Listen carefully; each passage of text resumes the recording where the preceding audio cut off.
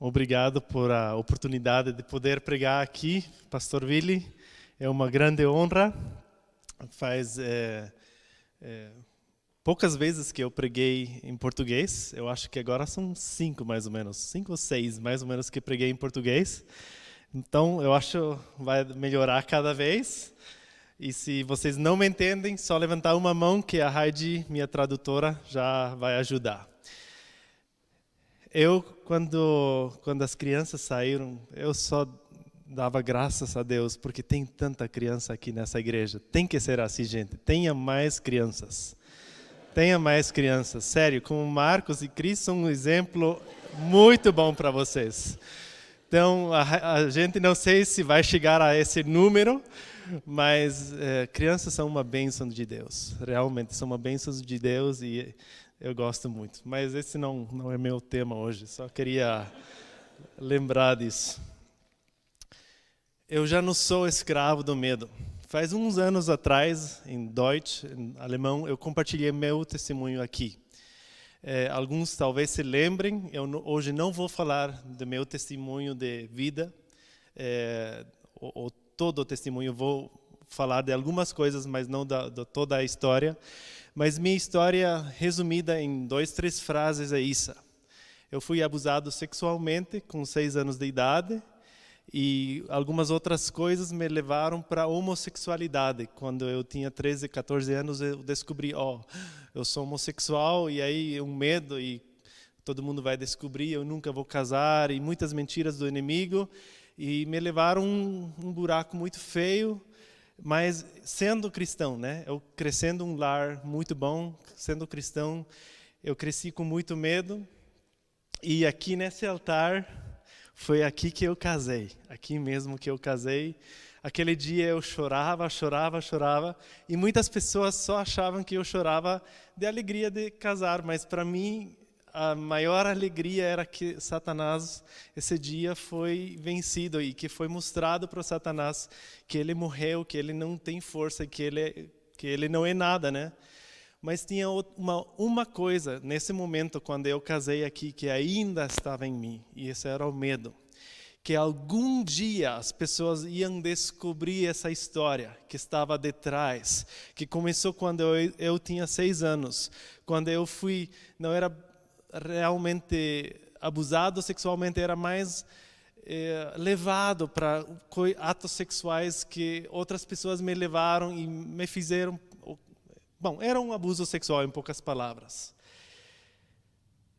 E eu tinha medo que algum dia as pessoas iam descobrir.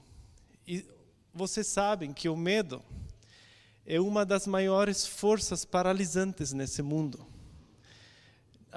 Hoje não queremos discutir pandemia, né? Já foi mencionado várias vezes, mas uma das forças da pandemia não foi o vírus, foi o medo. Todos sabemos disso, não queremos discutir, mas sabemos que o medo foi usado para fazer uma escravidão nas pessoas. E o medo é uma raiz, ou é uma base da maioria das escolhas, ações, reações ou relações da nossa vida, da nossa velha natureza. Nossa velha natureza pecaminosa, ela está baseada no medo. Hoje em dia, muitas das coisas que a gente faz não é porque a gente gosta de fazer, é mais porque a gente tem medo. O que vão falar se eu não faço isso? O que vão dizer se eu não faço aquilo? E a nossa vida velha muitas vezes é tudo orientado baixo o medo. Nós muitas vezes vivemos uma vida de medo e eu também era essa pessoa. Eu era um escravo do medo, porque algum dia alguém ia descobrir qual era a minha história e aí meu ministério, todo nosso casamento, todo ia para baixo, né? A Heidi sabia da minha história quando a gente casou, eu tinha falado tudo certinho, mas eu tinha medo que as igrejas, por exemplo, que a igreja Wittmarsum ia descobrir algum dia e o nosso apoio financeiro fora, né? Esse era o Satanás que enfiava esse medo em mim, né? Então tem algumas coisas que o medo faz. O medo talvez seja a maior força paralisante. O medo leva a sentimentos limitadores. O medo produz passividade, ansiedade e insegurança. O medo está por detrás da vergonha. O sentimento de não corresponder à expectativa.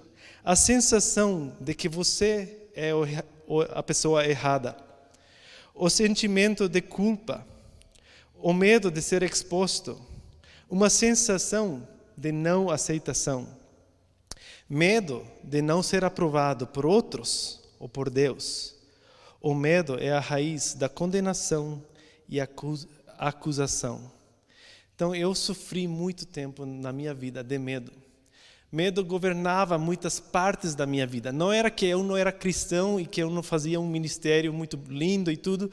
Eu realmente conhecia Jesus e era cristão fervente, mas tinha uma coisa, uma raiz em mim, que não deixava que a árvore florescesse como deveria florescer. E aquilo era o medo. Mas a Bíblia diz algo contrário.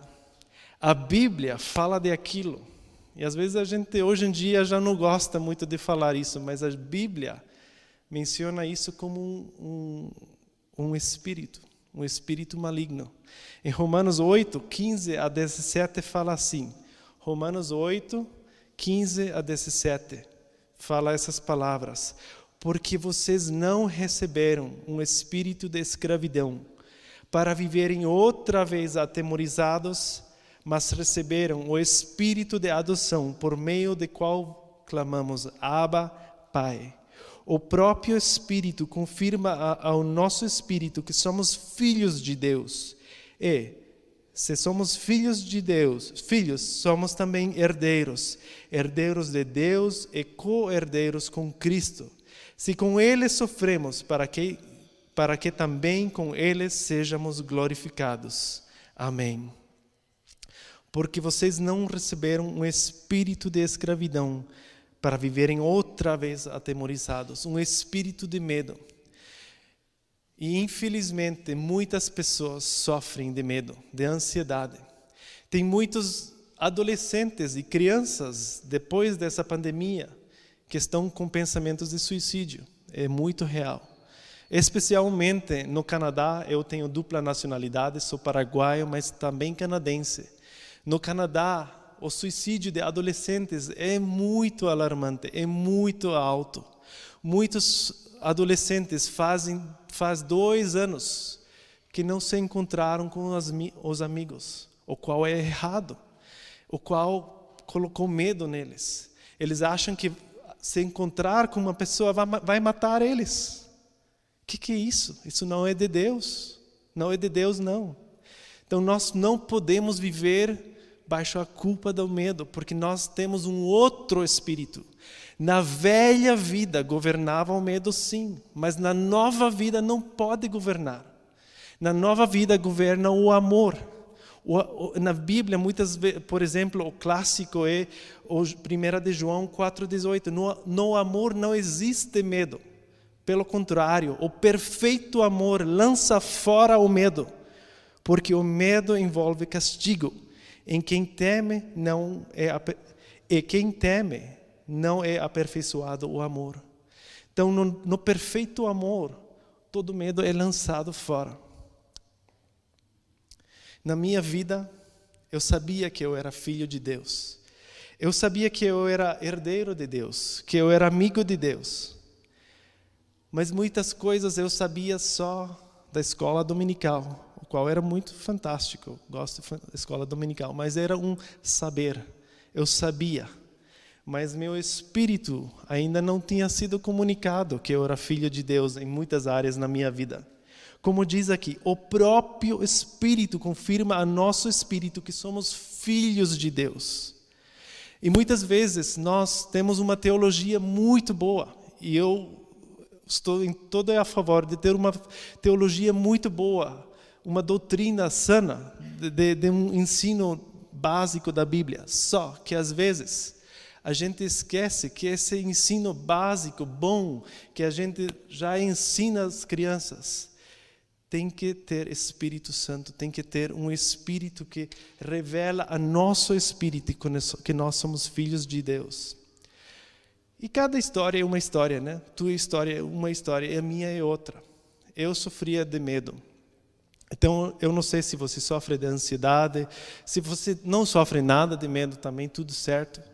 Mas eu acho que em alguma parte da tua vida, talvez o medo é um intruso e quer entrar. Porque diz assim na Bíblia: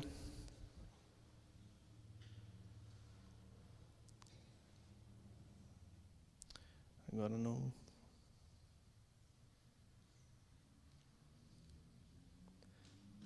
Agora me perdi um pouquinho. Aqui, no 15, diz assim, Romanos 8:15. Porque vocês não receberam um espírito de escravidão para viverem outra vez atemorizados. Muitas pessoas já conseguiram deixar o medo de lado. O medo já ficou atrás. Mas, de repente, o medo volve e retorna. E cada um de nós luta em alguma área na vida com o medo. Cada um de nós.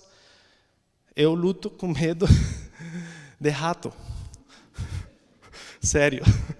Eu tenho um pavor de rato, mas a Heidi, as piadas que a Heidi e eu temos, uma vez a gente tem um galpãozinho e eu era para buscar algo de lá. E eu sei que lá tem rato.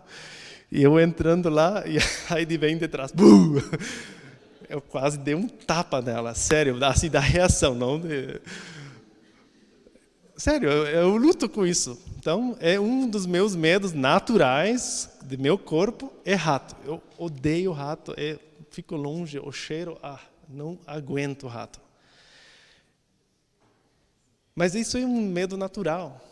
Mas muitos de nós sofremos um medo na vida espiritual, na vida com a relação com Deus. Muitos de nós ainda cremos que o Pai, que o Abba Pai, é só um Pai que vai castigar. Sim, vai chegar o dia de castigo, mas não para aqueles que são renovados. Não para nós, para você e eu, que somos filhos de Deus. E eu sofrendo daquele medo, há uns anos atrás, daquele medo que iam descobrir quem eu fui, né? E eu ministrava, mas às vezes minhas ministrações eu falava: Deus, eu gostaria hoje de falar desse tema aqui, mas não vou conseguir porque de repente vai revelar quem eu sou.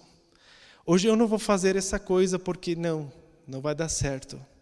E eu tinha medo do fracasso, que não ia dar certo. E muitas coisas, era uma ansiedade muito feia.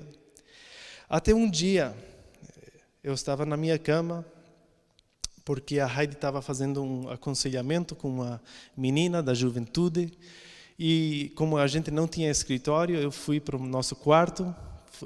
Agora já tem escritório, mas naquele momento não tinha escritório.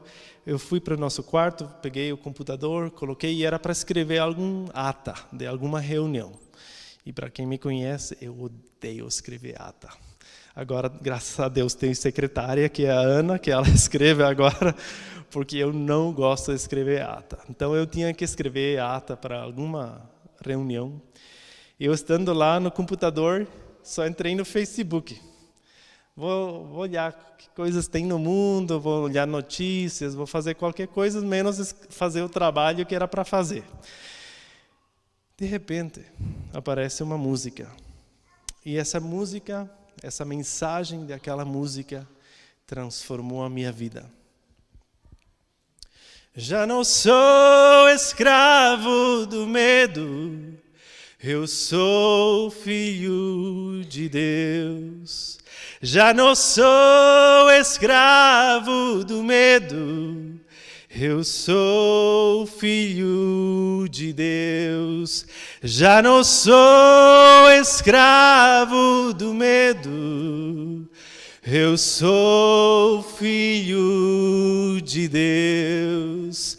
Já não sou escravo do medo, eu sou filho de Deus. Já não sou escravo do medo, eu sou filho de Deus. Aleluia! E aquele momento foi um momento tipo como uma visão. Não posso explicar bem certinho, mas era como uma visão que eu enxerguei a minha vida fora do meu corpo. A minha vida toda foi como um filme rápido, que eu enxerguei a minha vida toda. E Deus me mostrou todas as partes onde Ele me liberou de pecados maiores, onde Ele me liberou de realmente começar um relacionamento amoroso com alguma pessoa homossexual, assim de verdade, porque de adulto eu nunca cometi o ato, né? Estava na mente. E Deus me mostrou a minha vida toda, como Ele me direcionou, como Ele me deu ministérios, mesmo estando com medo, como Ele direcionou a minha vida, como a graça dEle era maior que o medo que eu tinha. Como a graça dele era maior que a minha incapacidade de fazer o trabalho. Como ele me resgatou daquele buraco, daquele pecado onde eu vivia. Minha vida era um pensamento sujo, feio, um lixo. E ele me mostrou como ele me tirou de lá. Ele me mostrou naquela visão como ele me liberou da pornografia. E ele me mostrou o trabalho que eu era para fazer. Que era de deixar o medo para trás e falar para o mundo inteiro. Naquele momento, na minha vida, mudou totalmente. Antigamente eu queria correr dessas responsabilidades, mas nesse momento deu uma vontade de alugar o estádio Maracanã e falar para o estádio inteiro que Jesus ama você, Jesus vai liberar você do medo e Jesus vai transformar a tua vida. Isso criou em mim uma vontade. Mas o Werner Braun era a pessoa que casou a gente. Hoje é o filho do Werner, se casa também, por isso ele não está. Eu liguei para o Werner Braun. Eu perguntei, Werner, o que vamos fazer? Vou contar minha história. E ele deu um conselho muito bom. Ele falou, vamos fazer um tempo de oração. E se o Espírito Santo continuar de guiar nessa direção, a gente vai fazer. E o que o Espírito Santo continuou guiando a essa direção. Uns meses mais tarde, eu cheguei no Paraguai, junto com minha família, com a Heidi. A gente ainda não tinha criança. E eu contei meu testemunho de minha libertação para minha família. E um dos meus irmãos, essa noite, foi resgatado. O casamento dele estava em um fio só. E ele tinha medo, porque de fora ele tinha um casamento exemplar. Toda a igreja admirava ele com admiração. Ele era um dos exemplos da colônia lá. Um dos melhores Sonntagsschullehrer, dos melhores professores da escola dominical. Ele foi professor também na escola. Todo mundo admirava ele. Mas o casamento dele estava assim um fio.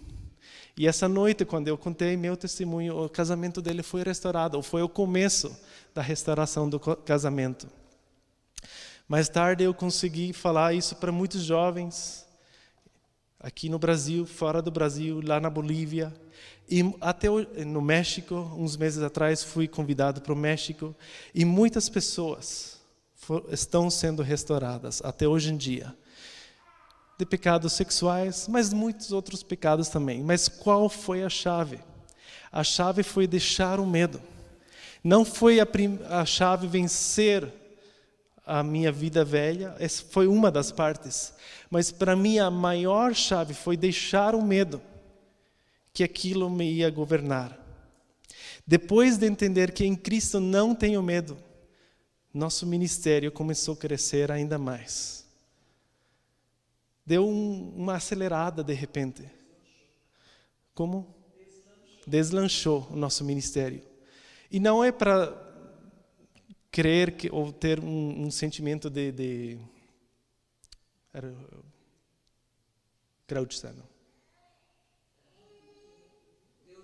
orgulho. Não é para ter orgulho.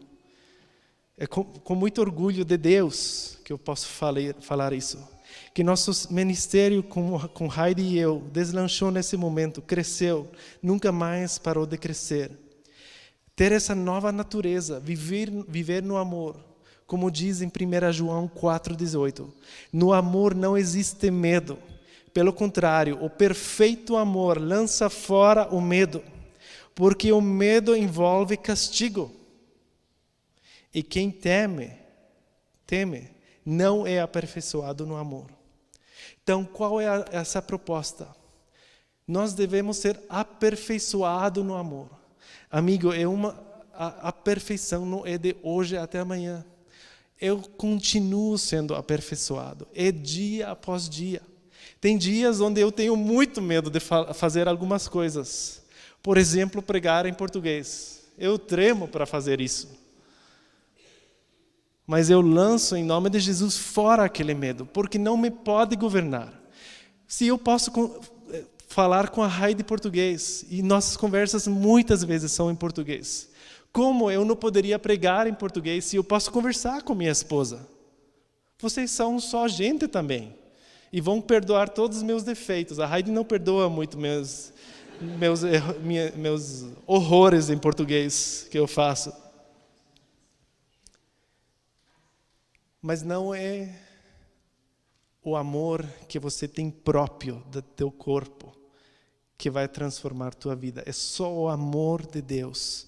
A minha mensagem no culto alemão foi disso, foi do amor de Deus. E muitas vezes nós confundimos qual é o amor de Deus e qual é o amor natural que nós temos.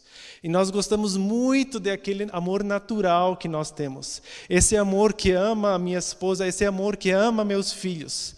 Mas o amor de Deus vai muito mais além. O amor de Deus é tão grande que eu não posso nem descrever. E esse amor que vai lançar fora o medo. Aquele amor de Deus. E não é que eu posso pegar esse amor, tipo, você tem, eu posso pegar esse amor. Esse amor vem só através da fé. Em 1 João 4,16 diz assim: e nós conhecemos o amor e cremos neste amor que Deus tem por nós. Deus é amor, e aquele que permanece no amor, permanece em Deus, e Deus permanece nele. 1 João 4,16. Para receber esse amor, é só através da fé. Não é possível através da tua ou a minha carne. Sabe que eu acho interessante? Em Gálatas 5,22, é a lista do fruto do Espírito. Na verdade, é só um fruto, mas hoje não vamos mencionar o resto do fruto. Vou mencionar só a primeira parte. Qual é a primeira parte do fruto do Espírito? Amor. Amor é a primeira parte do fruto. Depois tem paciência, tem 7. O pastor aqui, 9. Tem 9 outras coisas. Mas o primeiro fruto é o amor. Em nossa mente renovada, o amor é o fundamento principal. Como diz em 1 Coríntios 13, o último versículo. Tem fé, tem outras coisas, mas o amor. O amor é o principal. Então esse amor não pode abandonar nós. Não nos pode abandonar. Eu quero animar você a ter uma vida cheia de ousadia para Deus. Cheia de ousadia para Deus. Para cantar a música que eu acabei de cantar, precisa de muita ousadia. Precisa de muita ousadia. De um público que olha. Será que ele vai errar de nota? Será que ele vai alcançar aquela nota alta lá no finalzinho?